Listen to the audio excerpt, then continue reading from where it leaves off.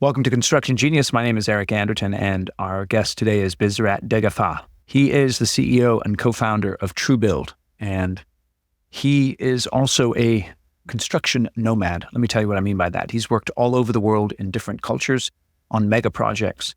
And today we're going to have a deep discussion about what it's like to work in different cultures, the similarities and differences between them and how they handle conflict, how they build large projects, and the learning lessons that Bisrat has taken from that, which have led him to launch TruBuild. TruBuild is revolutionizing how construction professionals handle contracts by offering a cloud-based solution that leverages large language models to identify risk, ensure compliance, and flag issues, saving you time, money, and avoiding costly mistakes. And one of the most interesting aspects of our conversation is we talk about rework, but rework in a new way. Often we think about rework in terms of work that's already in place that needs to be redone for whatever reason. But rework can also occur in the planning phase. And when it does occur, it can be a tremendously hidden cost that has a negative impact on a project. And so we really discuss how to address that upfront so that not only is the construction project, the building phase itself efficient, but the planning phase is efficient as well. So you're going to enjoy the conversation here with Bisrat. Feel free to share it with other people. And thank you for listening to Construction Genius. This is Eric Anderton, and you're listening to Construction Genius, a leadership masterclass. Thomas Edison said that genius is 1% inspiration and 99% perspiration. If you're a construction leader, you know all about the perspiration, and this show is all about the 1% inspiration that you can add to your hard work to help you to improve your leadership.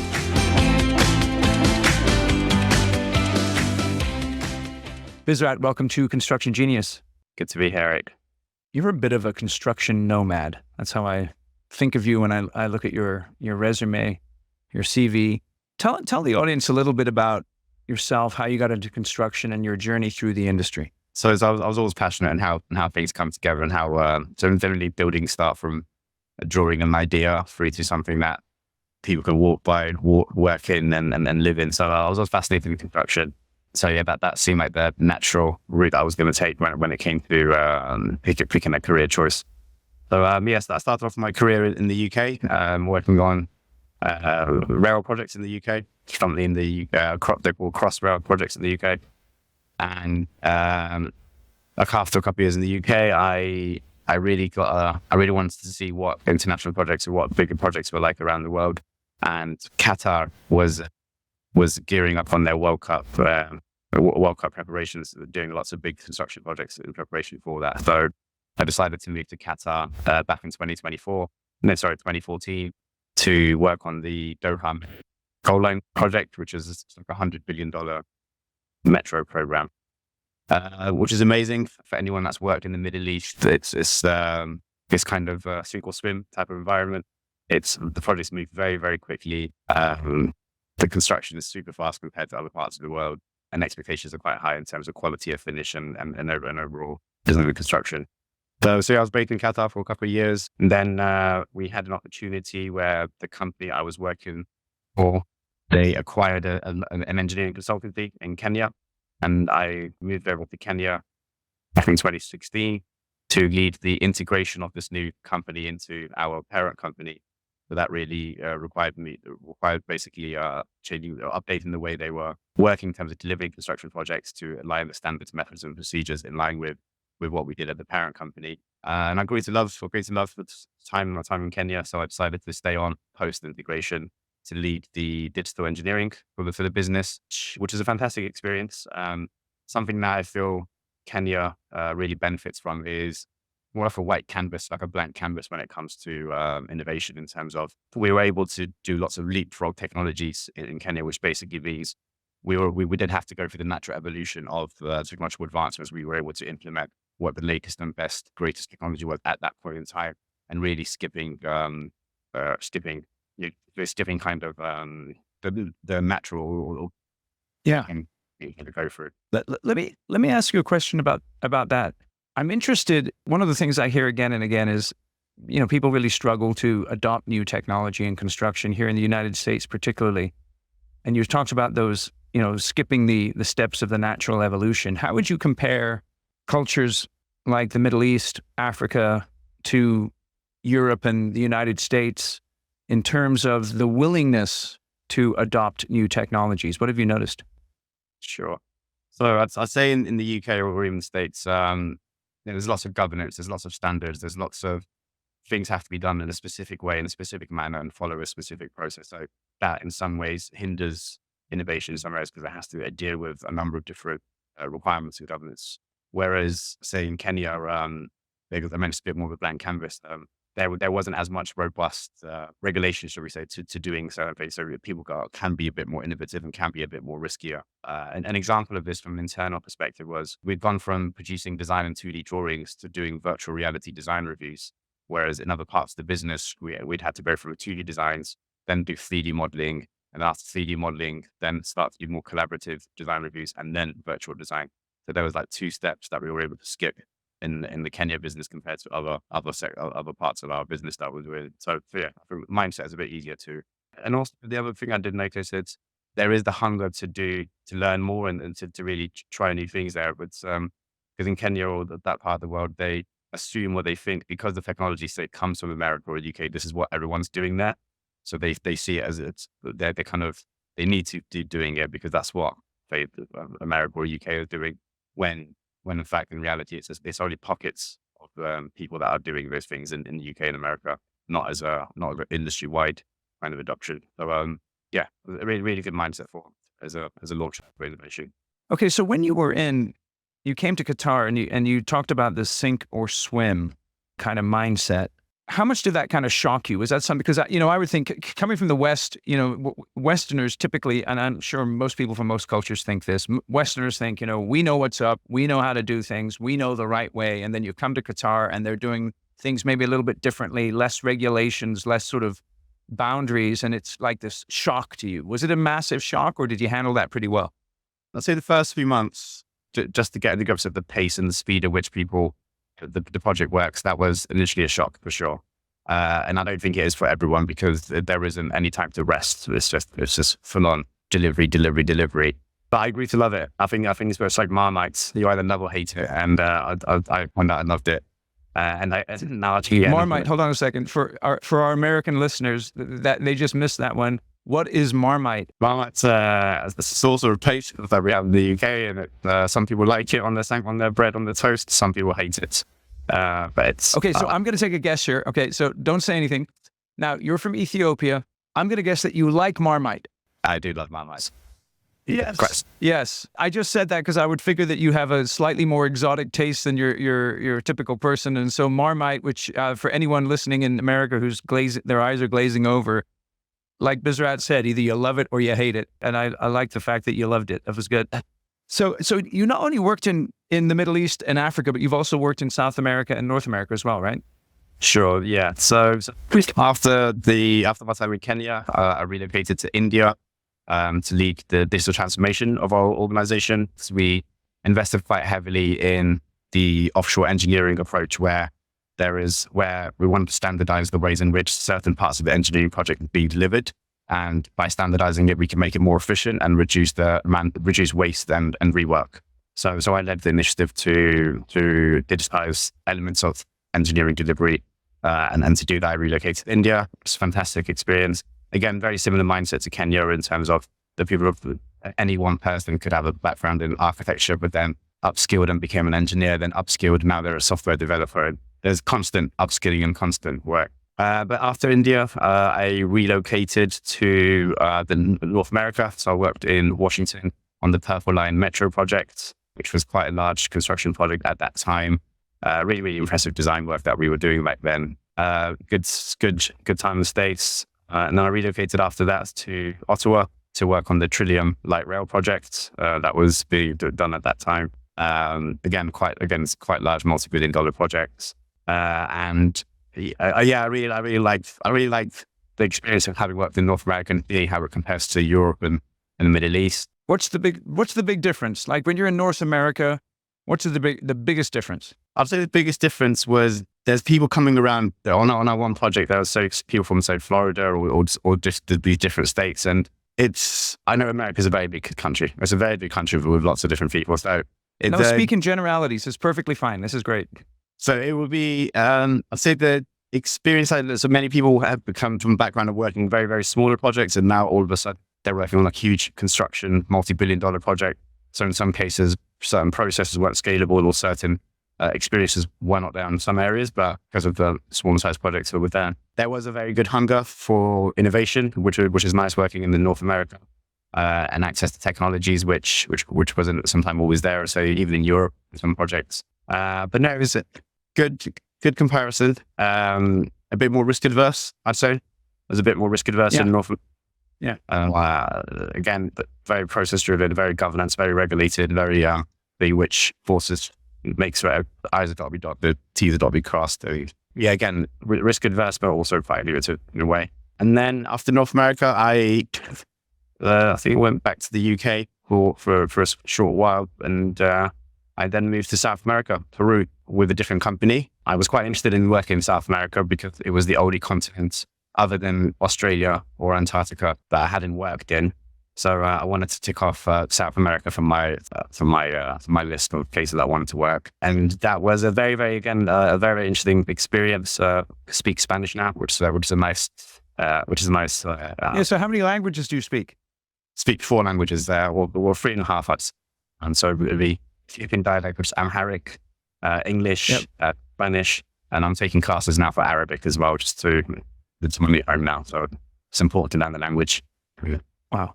So I'll say this is an experience. The Peru project, this was in response to the El Nino floods. So Peru had quite a lot of damage in the northern part in Peru due to the El Nino. So there was a big government-to-government project with the UK government and Peruvian government to rebuild large parts of infrastructure, hospitals, schools, really positive impact type of work. So I spent just under 3 years in South America and relocated to the Middle East. And I kind of ended up, I ended up where I started, basically. Yeah, it's interesting. So in all of that journeying, did you have like a specific goal in mind? I'm building up a specific skill set, or was it just as opportunities came up, you just took those opportunities? I'd say both definitely. Because of the nature of construction projects in any one country, once the project finishes, you're given an option of, do you stay and go work on another project in that country, or do you finish that project and go work on another project in a different country? So because of the nature of construction, I was always given that option after 2 years once the project finishes. Do I want to stay in the country or go somewhere else? And I always chose to, let's try another country. And so opportunities was there. And from a career perspective, I'd say I was always on the same type of career path in terms of digitization, efficiency, large scale projects. So I was always quite keen to see how people do projects in other parts of the world. So I was both sides. So then let's start talking about large scale projects. First, what was it that attracted you in the first place to building large scale projects? The sheer size, scale. I get quite bored of small projects. I know some people love smaller projects, so some people hate bigger projects. Yep. I love bigger projects with so many more parts of the puzzle, so many more mechanics to it. There's just so many more moving parts, which I love to be in a position that I can just see how everything kind of comes together and connects together. So I have a passion for it. What do you think is the main difference between a person, just in the way that they think? We're not saying one is good or one is bad, but what's the main difference in let's say a project manager who works on small projects versus large projects in terms of how they think and how they approach the work? Sure, good question. I'd say a large project manager generally would have a bit more, that there's just so many moving parts, so many more stakeholders, so many more components to it, where they're a lot more process driven because of all those moving parts. So it requires there to be process and governance in delivering larger projects as compared to smaller ones. You can somewhat manage it as and when an issue occurs, or you can somewhat manage it. You don't need to plan for every occurrence, what I'm trying to say, in the smaller projects, because there is limited amount of scenarios that could go wrong, whereas bigger ones, more process-driven project. Then let me ask you about that as it relates to culture, because some people may say that some cultures are more process-driven and more governance-driven than others. You talked about the UK, for instance, having a lot more regulation. The United States has a lot of regulation. Western Europe typically, is a highly regulated society, whereas some of the other places where you worked, perhaps South America or Africa or even the Middle East is not as process and governance based culturally. Am I correct there? Am I kind of off base? That's say on that's it. So then, as it relates to a large project, as it's being run in different cultures, are folks being imported in who are already process oriented, or is there sort of a real uphill battle to get the locals, so to speak, into that process mindset for these large projects?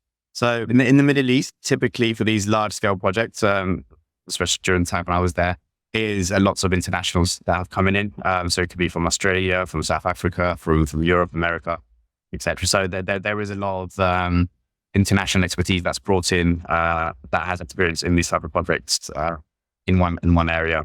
There is now a lot more local capacity. There's now a lot more local capacity in the local workforce for these type of projects, because that experience and that knowledge is being kind of shared and accumulated over time. So I'd say now there's less of an international. Now there's a lot more local people in the workforce delivering these projects than there was 10 years ago. So sure. How is the in these large projects where you have a lot of different people from a lot of different backgrounds, how is the sort of the racial, ethnic, cultural differences handled in these large scale projects? How does that work?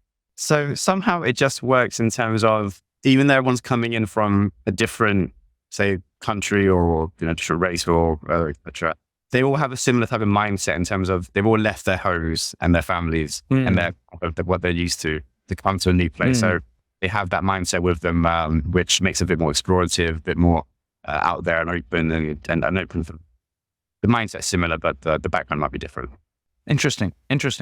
So then as you're working on these large scale projects, what are some of the consistent issues that you came across that began getting you thinking about moving to where you are now, doing TruBuild and helping people with a software solution? So I'd say constant issues is rework. Yep. Rework, and it doesn't even necessarily need to be rework during the construction phase. It could be rework during the design phase. It could be rework in the phase. And rework for a number of different reasons. It could be just because someone didn't speak to one another and they went off and they did the work to the best of their knowledge, only to realize things have changed, and then the design has got to be redone again, or the report has got to be done again, etc. So that's a common issue when you work on these larger projects, simply because of how many people there are, and we can't expect everyone to be on the same page at exactly the same point. We do put in place different mechanisms to mitigate against that in terms of meetings and notice boards and different technologies and processes, of course. But the bigger the team, the more likely there will be miscommunication, and miscommunication leads to rework. That's interesting. I've never, it's so obvious, but I've never really thought of rework in the design and planning phase. But it's very important, I think, to think about that, because we all understand the efficiencies associated with rework in the construction phase and how that costs us money. But people, I don't think they instinctively think, if we're dragging out this design and planning phase because we're crap communicators and we have to have meetings again and again and again, that's another form of rework. Absolutely. And it's huge. It's sometimes when I look back at, could the work have been done quick? You just look at how much time has been wasted due to inefficiencies, due to this and there. It's those things that could actually cause things to be delayed, and things can be done better, quicker, but we just need better technology and progress. We can't. I think expecting everyone to be on the same page at all times through communicating is an unrealistic expectation, and however much we try our best. So there needs to be different things or different methods and tools that we use to try to improve and enhance that problem. It is a problem, but we need to find ways to fix that problem. And sometimes having a meeting isn't always the best case. It's not the only way to fix it. Okay, so let's talk about that, because that's what often, again, the default is, okay, we have an issue, let's have a meeting. And we are talking about communication. So the first thing that pops into my head is, well, let's talk then if it's communication. But what are some of those alternatives that you began to have insight into that's helped you to come up with some of the ideas that you're working on at the moment? Sure. So back in when BIM and 3D modeling was really, really up on the up, about 10 years ago. So dynamic modeling, in terms of 3D modeling, federating designs together so that we can be able to see everyone's design in the same area. That was a way of letting data and letting technology enable coordination and reduce rework, because we're not all working in our own silos. So that type of approach, but cascading it across the entire project team. So when we look at the entire project team, there's project managers, designers, engineers, contractors. So anything that facilitates federating what people's actual work is and connecting it, that's what the object. That's what the fail state should. In the case that someone hasn't communicated verbally, we can see what the work they're doing, does it connect to each other's work, to the key. Interesting. So tell me more about that then, this idea of federation. Tell us precisely what you mean by that idea of federation. Sure. So federation from a design perspective, it would mean, if we just picked 3 disciplines, architecture, structural, and mechanical. A federation from that perspective would be, let's physically federate their designs together. So let's bring together the architectural, the structural, and let's overlay them on one another to see if it fits. So that's federation from a design perspective. Federation from, say, a project management perspective could be, let's connect the project management consists of risk, scheduling, contract, all of these different kind of subspace. So let's connect and kind of overlay each other's disciplines' work to one another and see if it connects up physically. So that we kind of, and there are different systems. I think what we're seeing now, for example, there are lots of different construction management platforms. Procore is a good example where they have different modules for, say, risk and schedule and project management. And that's to achieve federation from document-based workflows, so everything. Yep. Because it's connected. So yeah, we need to connect each other's work in the nicest, easiest way possible. And then we can identify if people haven't spoken or not. Interesting. Okay. So communication is one of the big issues. What would you say is another big issue that you saw in these mega projects? I'll pick the Middle East, for example. So somewhat, it's a double-sided sword, but unachievable, like programs, schedules, or timelines where you might say in the States, where it's to do a design or a construction might say 1 year. I'll get the right experts to plan it out. They say do 1 year, but then it could be saying, no, we want it done in 3 months. Now, no problem. It can be done in 3 months, but something has to give. It could be the QA check that had to be given. It could be the reviews had to be reduced from 3 reviews to 1 review. So it's kind of fixed, rigid programs that can tell. Some processes are start, finish, and that requires time. Some processes or some things to be done properly. So if we can bring programs and schedules, I'd say that's one common thing I've say with some larger projects, especially in the Middle East, where the time frames are very, very short to do construction projects. So something has to give. Europe, Africa, the United States, Australia, all over the world, people are reading and loving my book, Construction Genius. If you read it, you will love it also. How do I know that? Well, the 5-star reviews on Amazon tell me so. Surf out to Amazon right now and buy yourself a copy of the book. You will not regret it. I promise you that it will give you effective, simple, hands-on, practical, no BS, sales, marketing, leadership, and strategy advice specifically aimed at helping you become a better leader in construction. Buy 10 copies or more for you and the leaders in your company. I will come into your business via Zoom and do a 1-hour question and answer session and leadership training session. I would normally charge $3,500 for an hour of my time, but for you, if you buy 10 copies, you get it for under $200. That's called a killer deal. So buy the book, you'll love it. And now let's get back to the interview with Bisrat. In your experience then, was it the general contractor, the prime contractor who was servicing these things, or were the subs coming to the general and saying, hey, this is not going to work? Or how did that all get worked out, particularly in these larger projects? It would normally be top down. So it would normally be the project owner that would say, we have a target of 2020X. By that time, we need to do all of these projects. So they would set the overall target and the objective, and everyone would kind of need to work to that. And people just agree or commit to those deadlines. But then this leads to disputes and arbitration and things further downstream, because people sometimes know it's not achievable, but they just, I don't know, it's a very hard thing to contribute, but it's driven by top down, require a top down objective, saying we want the schedule to be right this time. People would then just accept it and start doing the best they can do to go through those deadlines. But because not everything is able to be done, this then will lead to disputes and arbitration downstream. Right. Which culture that you've been in are the best at handling conflict? I'll say the UK. Really? UK. Yeah, I'd say the UK. Okay, tell me why the UK is the best at handling conflict. So I'd pick one example, even from a contract perspective. So the UK's released the UK has a construction contract with the NEC. And I think the NEC construction contract, or standard form contract, is the only standard form contract out there. And I might be wrong in this, but that has collaboration clauses. So it forces people to collaborate to avoid conflict in the first place. Whereas many other contracts would say, if this happens, that person's wrong, or it's quite, whereas the NEC construction contract has lots of early warning indicators or early warning notices to avoid conflict.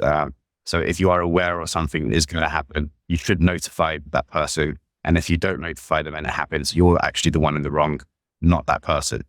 And this is being developed over years and years and years of best practice and seeing how construction projects can go wrong and go right.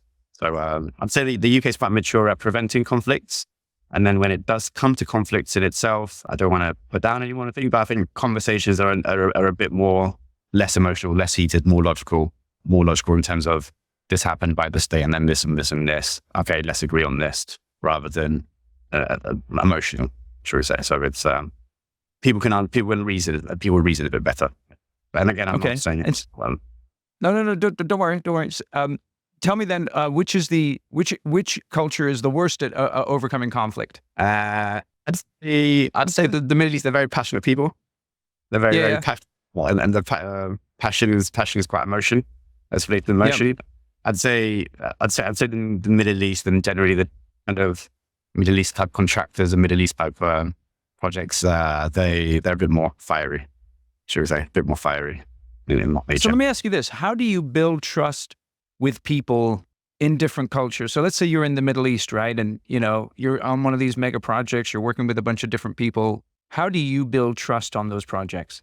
I'm a big fan of kind of shared problem, shared rewards kind of approach where it's better that we kind of both win rather than both lose kind of approach. So what we generally speaking, what the projects that are a bit more transparent as much as possible, because there's always a certain level of transparency you can have between organizations, because each organization does have their own goals and KPIs and management, shall we say. But open communication, transparency, and shared goals and objectives, shared pains and shared rewards is one way that seems to work, but not all. Yeah, it's one approach. How do you resist the urge when you've made a mistake to cover it up and or try to fix it? In your attempt to fix it, you make it worse. I mean, if a mistake has been made, obviously try to rectify the mistake as quick as possible before it impacts others. But I think as soon as you realize, okay, this is now going to impact others, then to flag it and raise it, and let people know that this is coming. This issue is coming. We've done our best to fix it, but it's kind of gone outside of our control in a way. So I wouldn't try to hide it. I think that it would only come to blow back in your face. So try to fix it while it's in your control. If it's not, let the stakeholders know ASAP, and then collectively approach it, which they also appreciate. And you can at least collectively try to stick to the. Yeah. That's interesting. I want to make a note of that, right? So once it slips outside of your control and it's going to impact others, that's when you begin to notify others and don't hide it, or don't perhaps continue to try to fix it and either make it worse or, just screw it up even more. Yeah, 100%.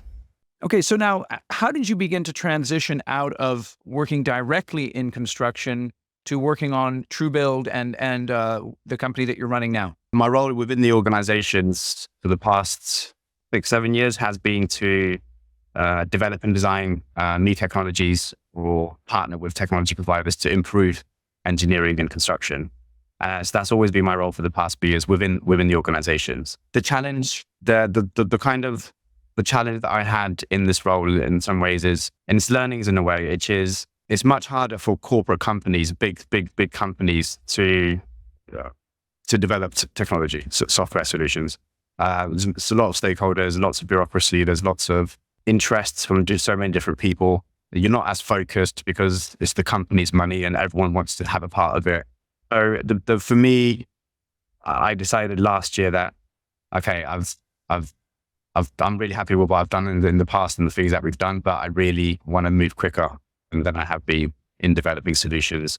And the only way for me to do that is to do my own startup, and it's to create a software company, not create a software team within an engineering construction company, which is a big difference. The pace at which we've been able to try something, fail, and then learn and then improve within a startup environment would have been tenfold in a corporate environment. How do you handle personally that try, fail aspect of entrepreneurship, which is absolutely essential? I normally start with I have an idea that I think is going to work, or I want to test out, or a hypothesis, whatever. Then I normally, before I even start any software development, we just do a quick prototype, like a little design of what that could look like. And then I test that out with some people. When testing out with people, the one thing I've really had to get to grips with is the thing called the mum test. I don't know if you've come across the mum test. I'm sure you have. No, tell me. The mum test is a theory of something that was a really smart person that wrote about it. Essentially, it's when you ask your mum, am I fat? Your mum's never going to tell you you're fat. She can say, oh, you look amazing, you look handsome. That same philosophy has to be taken to when we're asking users, in some cases they might be my friends, what do you think about this? I don't want them to just tell me, this is good, this is amazing. I don't want them to tell me that because they like me or they're my friends. I need constructive criticism and constructive feedback. So there's a style in which the questions need to be posed. There's a style in which you need to engage with users in order to see what their actual problems are. So this really helps out with seeing if the idea that you've got is the right one, is the right solution. If it's not, then I need to ask another type of questions in a different way, and then keep going through that. So just to make sure I'm not in that bubble, my own bubble in a way. That's really great. So give me an example of some of the types of questions that you ask that help you to get real feedback as opposed to, someone telling you that you're skinny when you're actually fat. So sure. So the type of question could be, in a meeting, for example, I would start with demoing my platform in the beginning. I would start off with, how do you currently do this? We could say tender evaluation could be the thing. How do you currently do your tender evaluation? What pain points do you have with tender evaluation? What tools and processes? So really trying to get them to speak more than me speak. Yes. And then through that, I can then build a bit better picture of how I need to go back to them. So even if I don't demo the platform in the first session, that I can at least come back with a more solid presentation that I know really does align with their existing pains and their problems. So let the user speak, not you. Yeah. And I love this. So it's very hard for me. Yep. That's where the quality of the questions come in so that you get some interesting answers, eh?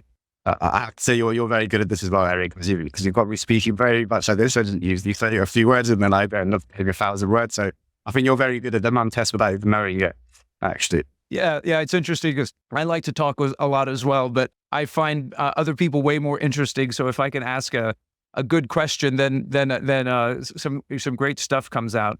So you launched TruBuild. Tell us specifically what TruBuild does and who it's for. Sure. So TruBuild focuses on making the project planning phase more efficient, quicker, and more accurate. So we want to make sure before we go to construction, the project scope and the roles, responsibilities, and what needs to be done is as clean and clear as possible before construction starts. Why are we doing that? Is because I've seen and I've been on as many projects where we're measuring against the baseline that's wrong. We're measuring against a program that was wrong in the first place. So when it came to TruBuild, initially I was thinking about, should we really focus on the execution of it? But I said, no, focusing on execution is actually been correct for us because the root cause of these construction delays and these problems is in the planning phase. So we really want to get to the root cause of construction problems, and that starts with planning. So we have with the identifying gaps between what the designer has done and what the project management people are doing to make sure there's no misalignment. We help teams evaluate their tender proposals that contractors has given to make sure that the contractor has fully understood the scope of what the project needs to be done. And then we also help the teams with the actual contract awarding to make sure, again, in the contract, it's in line with what the scope was and the project. So just ensuring alignment in the planning phase across the teams. And we work quite closely with project owners and the consultants that project owners have to help them prepare their work. That's the main people that work. Identified 3 things there. So you help folks to identify gaps in the information they have, to evaluate the proposal so they can understand the scope, and then to compare what's awarded to what they bid. Is that correct? To make sure what's being awarded or what's being contracted is clear. Yes. It's clear. Okay. Yeah. It's clear. Okay.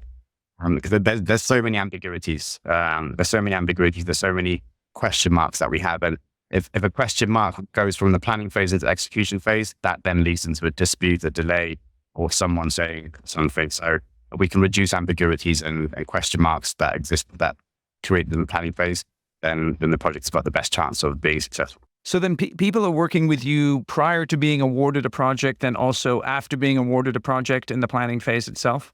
At the moment, we're primarily focusing on the planning phase up until contract award. And then that's our main niche.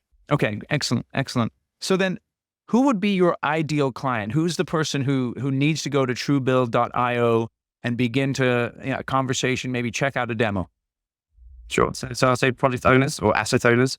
So any kind of project owners that own multiple assets or that have quite large capital projects, frequent capital projects that they do on annual projects. So if they're constantly developing new buildings, if they're constantly building new oil refineries, or so project owners that have regular capital projects, they would really benefit from using TruBuild, and the developers. So that's what you'd call them in the state, developers or real estate developers. Yeah. Yeah. Excellent. So primarily then you're working with the owners as opposed to the contractors. Am I hearing that right? Correct. Interesting. What is it about your experience as a contractor or, in working in construction that really helps you to address the pain points that owners have? Sure. So my background previously was in the engineering phase and as a consultant to the owners, so in helping them. Yeah. I've seen things go wrong and I've seen things go right on many occasions and in many different countries with many different consultants and contractors. So I've got a good understanding of where the root causes are in some of the issues that we find in construction, and how to mitigate against them. And a big reason of that is we're not all on the same page. There's too much information. We need technology to help us really. Every day. Can't say any more simply than that. Yeah. So let me ask you this then. Let's say I'm a contractor. Give me 3 red flags that I need to look for when I'm working with an owner that tells me I need to walk away from this guy, even if it's a project that I should I want to do. This is not an owner that I should be working with. I'd say more specifically from an engineering consultant perspective rather than a contractor. So I mentioned the background was in more consultancy. Please, yeah. I'd say somewhat unreasonable expectations. So there are some owners which are quite mature and they have internal engineering teams that are able to that have an understanding of how construction is delivered, so that you can have a logical conversation with them and have a reason-based conversation with them. Though I think the maturity of the owner and delivering construction projects, that's quite a level of maturity and a level of risk associated with their maturity. Other kind of red flags, I'd say, when it comes to working with owners, it's a bit more prevalent in some other parts of the world than some parts, but do they pay? There are so many projects that have gone through and the owners haven't paid for services, or have created issues or reasons why not to pay. So I see their track record of delivery of working with other international companies or large companies and have they actually paid for the services. And in fact, this issue, in fact, there was a very large contractor or Korean, the UK-based contractor that went actually bankrupt due to a lack of payment from quite large construction projects out here in the Middle East, and it impacted their overall global P&L statement. So so payment, maturity. The third thing I'll say that helps between you identify a red flag for an opener. I'll say them 2 things. With their maturity in delivering engineering projects, do they have internal capacity and payment? I'll say that those 2 are quite key ones. Excellent. So they know what they're doing, in other words, and they're able to pay you for the work that you do. Basically. That's pretty good. Yeah, I like that. Okay, cool.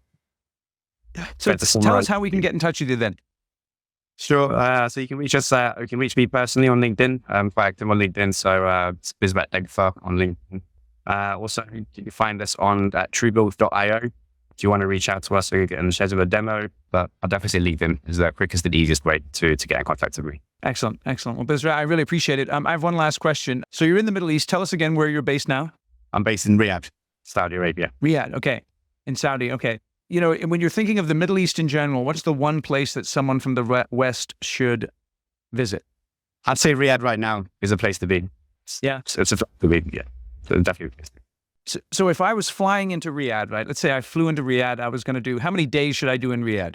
I'd say a good 5 days. Good 5 days, you can be able to get a good feel for it.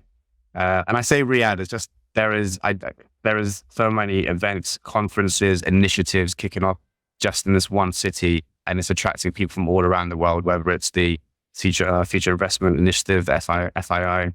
We had the World Economic Forum Initiative, happening here a few months back. There's so much, it's attracting so many key big organizations and events to this one place. NEOM, big project happening in the West. 5 days, hit me up and then I'll sort your itinerary out. There you go. Okay, great. Well, Bisrat, I really appreciate your time and thanks for joining us on Construction Genius. My pleasure. Good to speak to you, Eric. Thank you for listening to Construction Genius. Please feel free to share this episode with other people. Give the show a rating and review wherever you get your podcasts. And we'll catch you on the next episode. Thank you for listening to this episode of Construction Genius. Hope you found that 1% of inspiration to help you in the next few days. If you like the show, please give us a 5-star review on iTunes, share it with other construction leaders who you think would benefit, and always remember that the show is brought to you by Kick-Ass Meetings. I've been working with construction leaders since 2004, teaching them how to run extremely effective problem-solving meetings that gets their people collaborating, taps into their creativity, and to get yourself a free copy of the Kick-Ass Meeting Report, go to www.ericanderton.com/kickassmeetings. Grab yourself that free report, read it, use it in your business. You'll find it extremely useful. And thanks again for listening.